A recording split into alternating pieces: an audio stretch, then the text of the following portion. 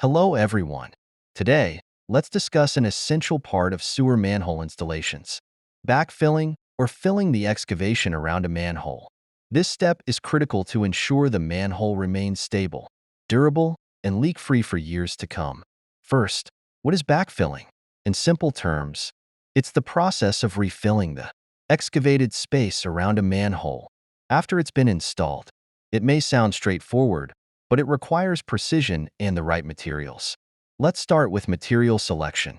It's crucial to use clean fill, which can be a mix of sand, gravel, or other granular material. Avoid organic soil or large rocks that can create voids and lead to settlement issues. The choice of material often depends on the soil type in your area and the depth of the manhole. Next is layering. Backfilling is typically done in layers, also known as lifts, each around 6 to 12 inches deep. After adding each layer, compact it carefully to prevent future settling and to stabilize the structure. Many professionals use a mechanical compactor for consistent and effective results. Why is compaction so important? Proper compaction minimizes air pockets, which could cause the soil to shift over time, leading to cracking or even collapses.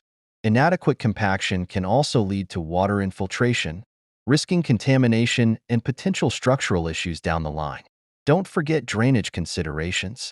Ensuring good drainage around the manhole can prevent groundwater from pooling around the structure, which can weaken it over time. Adding a layer of crushed stone beneath the manhole can improve drainage and protect the manhole's base. In summary, backfilling may seem like a final step, but it's a critical one. Choosing quality materials, compacting in layers, and planning for drainage will ensure that your manhole is secure and long-lasting.